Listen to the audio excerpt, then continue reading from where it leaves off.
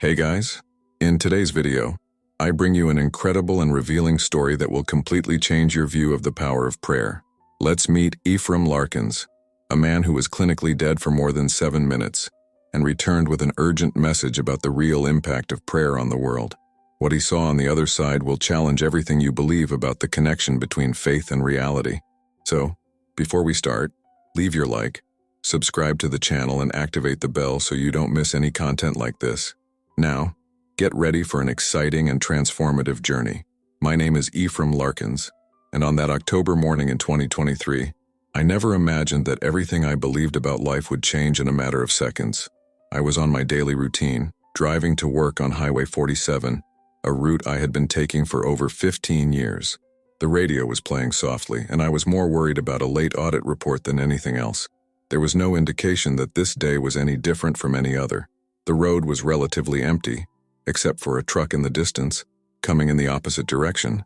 I remember thinking how particularly blue the sky was that morning, a banal thought, but one that, in retrospect, seems almost prophetic. Then it happened.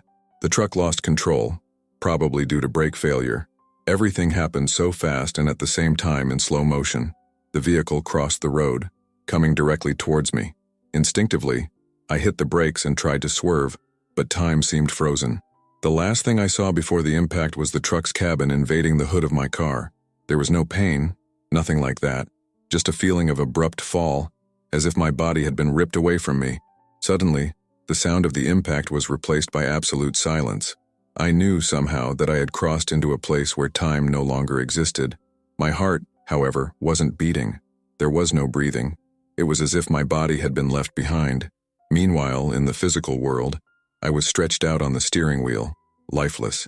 Paramedics later told me that my heart had stopped instantly, clinically dead for 7 minutes and 42 seconds, the doctors said. At that moment, while my body remained inert, my soul had departed to a place that human words can barely describe. The shock, the physical impact, everything disappeared. I was no longer in the car, nor on the road. The earthly world seemed like a distant echo. Instead, I found myself enveloped in a blinding yet strangely comforting light. It was the beginning of something that would completely transform my existence. When I opened my eyes, and I say eyes because I no longer felt like I had a physical body, I found myself in a completely different place. There was no floor, walls, or sky, just a vast expanse of light. This light was not just bright, it pulsed, as if it were alive, breathing. There was a serenity there that transcends any earthly sensation. I felt complete, whole, free from all the worries, anxieties, and fears that had always accompanied me. I tried to understand where I was. I looked around, but there was no reference to time or space. It was like being suspended in the center of something infinite. Despite this, I didn't feel lost. On the contrary, there was a familiarity to the place, as if I were returning to a home I had forgotten. I soon realized there was more than light around me. There was movement, forms of energy, like luminous lines or threads, intertwined in an intricate pattern that seemed to vibrate in harmony. Each strand emitted colors that changed in intensity, and I could feel that these patterns were more than just lights. They had purpose, life. A powerful presence emerged. I cannot describe in ordinary words what I felt. It was as if a greater force, unmistakably divine, was with me. Suddenly, a figure emerged from the light. It was Gabriel. There was no doubt in my mind, even though he didn't have a defined face or any physical features. He was made of pure light, radiating incomparable peace and power. "Welcome, Ephraim," he said, without moving his lips. His voice echoed inside me, as if my soul was listening. Did I die?" I asked, although the answer was already clear to me. "You are in a state of transition," he replied, his voice as calm as the environment around us. "Rest assured, there is something you need to see." Before I could question, Gabriel extended what appeared to be an arm, made of light, of course, and pointed to the threads that formed that immense, vibrant fabric. "Watch," he said. Suddenly I began to understand. What I saw was not a simple pattern or network. It was something bigger, something that transcends everything the human mind can imagine. I was about to find out what those glowing threads were. As I watched, the strands of light began to transform before my eyes. They weren't just simple lines. They seemed to carry stories, emotions, and intentions. It was as if each one had a life of their own. The colors oscillated between brilliant shades of gold, blue, and green, while others were muted, almost invisible. Each thread seemed to be connected to something or someone, but I still didn't understand exactly what I was seeing. Gabriel, with his radiant presence, interrupted my fascination. "What you see are prayers," he explained. "Each thread is a prayer made by someone, somewhere in your world." My mind spun. Prayers. I had never thought of them as something tangible. To me, they were just words, maybe thoughts, thrown to the wind in the hope that God would hear. But here, before me, the prayers were real. They were living energy, shaping the very structure of that dimension. "See that thread over there?" Gabriel pointed to one of the more vibrant threads. It pulsed with an intensity so strong that it lit up the wires around it. "That's a mother's prayer," he explained. "She is praying for her son, who is seriously ill." Suddenly, I was transported to a small room in a simple house. A woman was kneeling next to a bed, tears streaming down her face. His words were few, but full of emotion. "Please heal my son," she whispered, her voice full of unconditional faith and love. As she prayed, her energy passed through the fabric of light, creating a tangible impact. I saw how that prayer interacted with doctors, medicines, and even the boy's own body, which was lying in bed. "His faith and true love amplified the power of his prayer," said Gabriel. Then, he showed me a different thread, fainter, almost invisible. "Now look at this." It was a prayer said by someone in a church pew, repeated without emotion, just out of habit. "These prayers have no significant impact," Gabriel explained. "Without faith or purpose, they are like faint echoes in the fabric of creation." I was transfixed by the revelation. All my prayers, whether said hastily or without genuine faith, seemed so insignificant in comparison. It was humiliating but at the same time revealing. Gabriel looked at me, or rather I felt his gaze. "You're starting to understand," he said. After showing me the individual strands, Gabriel expanded my view. What once seemed like a vast fabric now expanded into something larger. I was able to see, from a perspective impossible to describe in human words, the entire Earth surrounded by this network of light. It was as if the planet was a beating heart, surrounded by vibrant threads that connected everything and everyone. "This is the prayer network," said Gabriel. "It is formed by the sincere and faith-filled prayers of people around the world. It is this network that sustains order, preventing absolute chaos from taking over." As he spoke, I saw areas where the light was strongest, forming intricate and beautiful patterns. These places shone like jewels, radiating harmony and peace. "These are places where communities pray with purpose, faith, and true love," explained Gabriel. "Each sincere prayer strengthens this network, but there were also areas where the light was dim or practically non-existent. These regions appeared dark, almost washed out, and the contrast was disturbing." Gabriel took me closer to one of those areas, where I could feel, even in that dimension, the lack of hope, the absence of spiritual connection. "Here, a lack of faith and prayer leaves people vulnerable," he said. "These regions are more susceptible to conflict, suffering, and imbalance." He pointed to a small town that was shining brightly, surrounded by a region of darkness. "See how a group of heartfelt prayers can create a meaningful impact, even in the midst of chaos," he said. The light of that city seemed to radiate, influencing the places around it. I understood that a single sincere prayer had the power to reach unimaginable distances, spreading hope and balance where there was once despair. Gabriel then showed me something even more impressive. Prayers connecting generations. "Prayers transcend time," he said. "They not only shape the present but also the past and the future." I saw how the prayers of my own ancestors had created threads of protection and opportunity in my life. Some of these prayers had been said decades before I was born, but they were still active, sustaining parts of my existence. "Ephraim," Gabriel said, with a more serious tone, "this network is fragile. It depends on people's faith and love. When humanity loses its connection to prayer, the network weakens, and the world is at the mercy of chaos." I didn't know what to say. It was as if a huge weight had fallen on me, but at the same time, a sense of responsibility began to grow. I saw the impact of prayer all over the world, and I realized how much I had neglected that power in my own life. After understanding the vastness and importance of the network of light formed by prayers, Gabriel turned his attention to something that made me deeply uncomfortable, my own life. "Now it's time to look at what you've contributed," he said, his voice carrying a calm that I didn't know whether was reassuring or intimidating. He pointed to a set of threads in the web that seemed connected directly to me. My first impression was one of shame. My strands were short, fragile, and almost dull, in stark contrast to the shiny golden strands I had just seen. "These are your prayers," Gabriel explained. "They reflect your faith, your intention, and your love." I stared at that set of wires, trying to remember when I had prayed in my life. There were a few occasions. A quick prayer before school exams in my youth, another the night my father was in hospital, and, more recently, hurried murmurs before difficult meetings at work. In none of those moments had I truly believed that God was listening. I'm sorry," he said, his voice breaking. "I didn't realize it was like that." "It's not too late," replied Gabriel. "But I want you to see something more." He pointed to other strands that looked brighter, longer. They weren't directly connected to me, but they had a clear impact on my trajectory. Suddenly, I was taken to a small room, with walls yellowed with age. There was my mother, sitting in a worn chair, her hands folded in prayer. I heard his clear voice, praying with all the strength of his heart. "Lord, keep my son, protect him and guide his steps even when he doesn't know the way."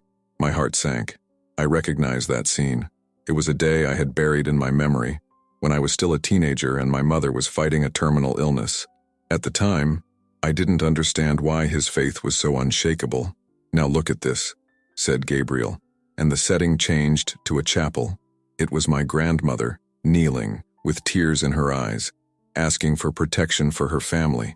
"These prayers," explained Gabriel, "created threads of light that still sustain parts of his life. You lived under the protection of the prayers of others, Ephraim." I was silent.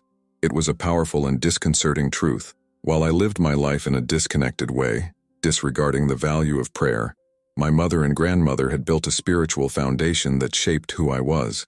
Gabriel then looked at me, or at least that's how it felt. "What will you do with this revelation, Ephraim? You have been protected, but now it is your turn to strengthen the network." I didn't know how to respond. Only one thing was clear. I could no longer ignore the power of prayer. When Gabriel spoke those words, I felt something change. The light around me began to fade, as if a curtain was slowly being drawn back. "Wait," I said, not really knowing what I meant by that. I didn't want to leave. There was so much more to learn, so much more to understand. But Gabriel spoke with a firmness that seemed to echo throughout my being. "You saw what you needed to see, Ephraim. Now it's time to return. Your mission is to share this, to transform the way you and others live." The return process was abrupt and confusing. I was overcome by a feeling of falling, as if I were being pulled back by an irresistible force. It was uncomfortable, almost painful, but before I could react, I heard voices around me. They were human voices, hurried and worried. "He's coming back. We have a pulse." My mind was still where it had been, but my body was back in the physical world. I slowly opened my eyes, feeling a wave of pain and confusion wash over me. The sterile glow of the hospital lights contrasted sharply with the bright, welcoming light I had just left. One of the doctors was leaning over me, still holding the defibrillators. His expression was a mixture of surprise and relief. "You were clinically dead," he said, his tone incredulous. 7 minutes and 42 seconds without a pulse. That's impossible." I didn't respond right away. My body ached, and my mind was overwhelmed by what had happened. But deep down, I knew there was something that needed to be done, something that was now etched into my soul. My wife, Marissa, rushed in as soon as she was called. When our eyes met, she stopped, as if she knew something in me had changed. "Ephraim," she said, holding my hand tightly. "I thought I lost you." "You didn't lose," I murmured. My voice was hoarse, but there was conviction in it. I have something to tell you." She looked at me, confused, but didn't ask any questions. There was time to explain. At that moment, I realized that I had come back for a greater reason, and that sharing what I had seen and learned would be as challenging as it was transformative. As I rested in the hospital bed, I began to organize the fragments of the experience in my mind. I knew that if I tried to tell anyone, I would face disbelief and skepticism, but that didn't matter. Gabriel was right. I had a mission. After I was released from the hospital, Life seemed to resume its normal course for everyone except me. The experience I had on the other side changed me in ways that not even I could fully understand. Coming home was strange. Everything was as I had left it. The clock on the wall, the worn sofa in the living room, the sounds of Marissa tending the garden, but I wasn't the same.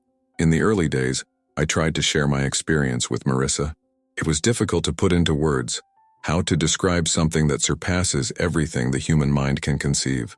She listened to me patiently, with tears in her eyes, and finally said, "Ephraim, you came back for a reason. I don't fully understand, but I trust God has a plan for you." His words ignited something inside me. I knew I needed to do something, but where to start?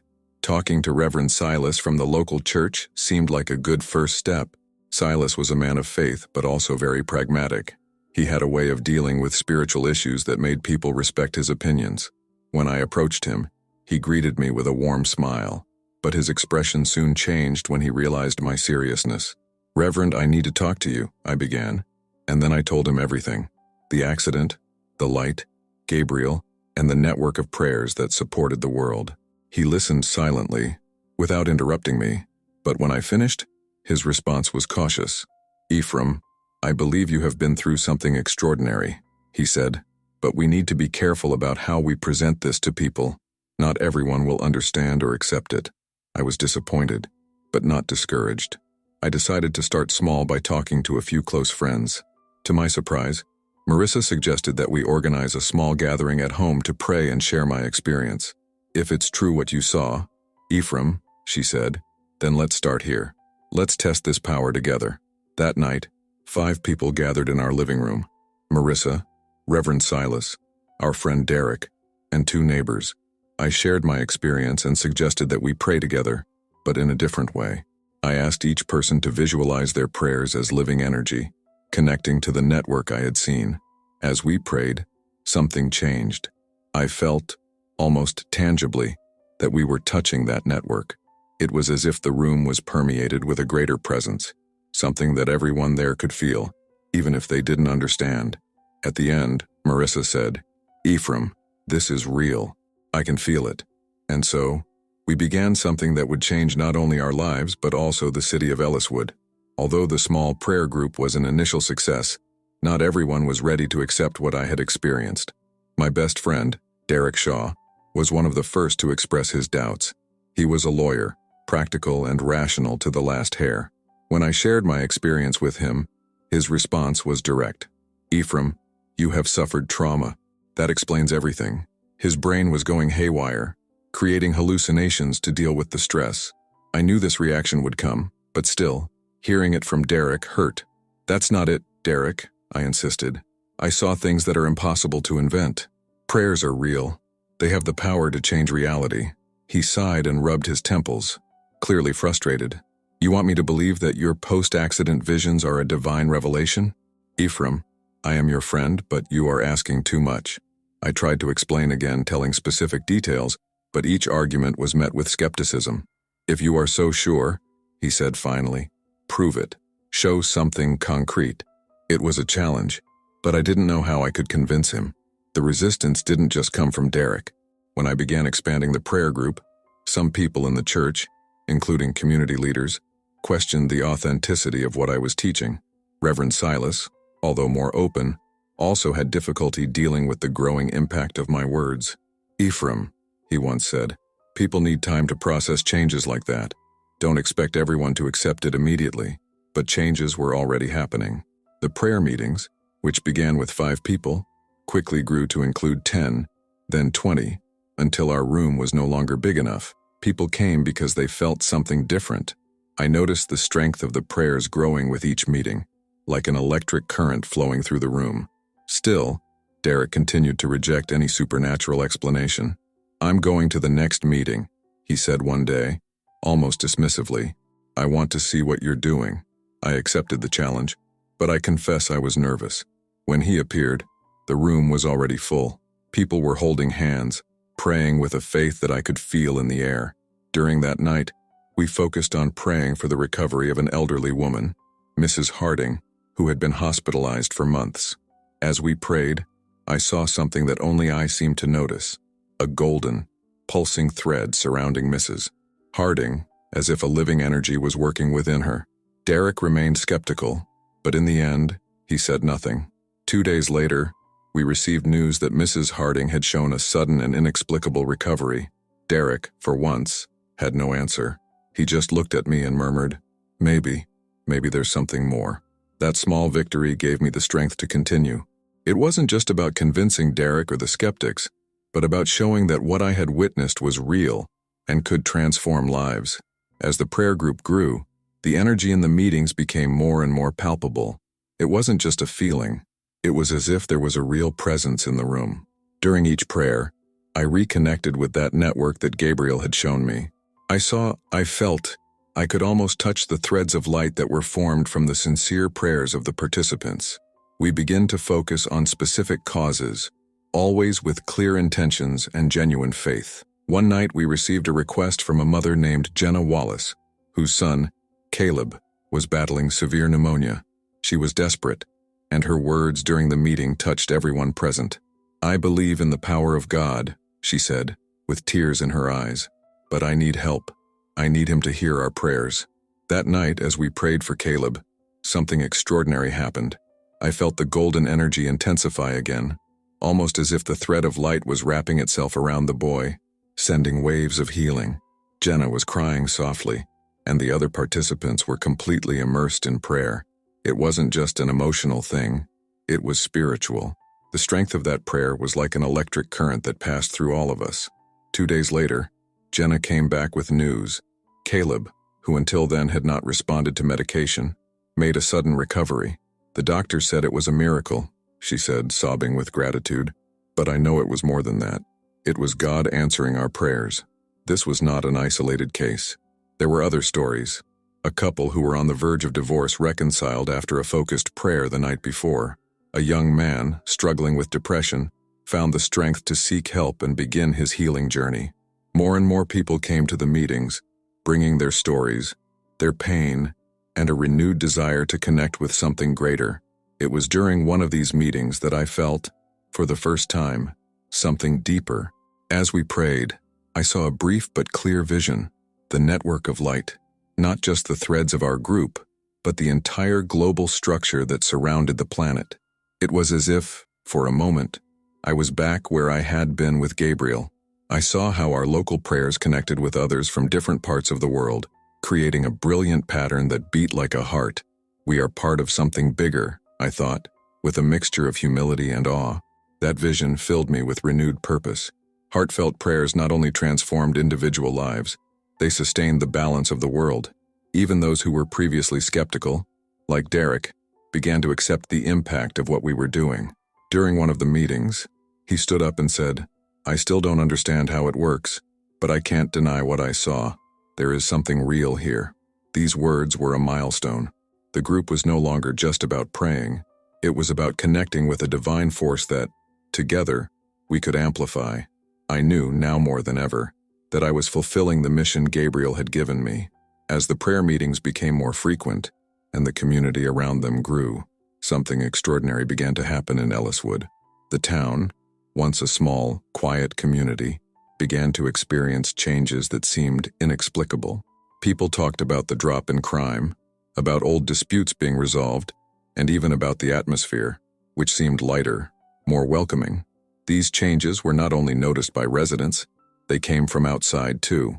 People from neighboring towns began traveling to attend meetings. The small group that started in my living room was now large enough to occupy a portion of the local church hall. Reverend Silas, initially skeptical, became one of the movement's biggest supporters. "Ephraim," he once said, "what we are witnessing here is something beyond what any of us could imagine." One night, during one of the meetings, I felt Gabriel's presence again. It wasn't visible or audible, but I knew it was there. During the prayer, I was overcome by an intense vision. It was the light grid again, but this time from an even greater perspective. I saw how our group's prayers, even in such a small town, were connecting to others around the world. It was as if each thread we formed amplified global light, supporting a structure that seemed vital to the balance of the planet. At that moment, I understood that the mission Gabriel had given me was much more than transforming my life or the lives of the people around me. I was just a small piece in a grand divine plan. Each heartfelt prayer, each moment of connection with God, was not just an individual act of faith, but a contribution to something much greater. The personal transformations were also undeniable. I, who previously saw prayer as something distant and even meaningless, now understood that praying was actively participating in divine creation. Marissa, my wife, often said, "You came back with a purpose, Ephraim," and he's doing it every day. A moment that left a deep impression on me was when Derek, my skeptical friend, finally approached me after months of observation and participation. "Ephraim," he began, visibly moved. "I still don't know how to explain all of this, but I know it's not a coincidence. I want to understand more. I want to believe." That was the moment I realized that the impact of what we were doing was beyond what I could predict. It wasn't just about faith, but about transformation, reconnection, and hope. Today, I know that the prayers we pray not only ask for God's help, but participate in His creative process. We are co-creators, capable of influencing reality with our sincere intentions and aligned with the divine will. If you are listening to this account, I hope it inspires you to pray with faith, love, and purpose.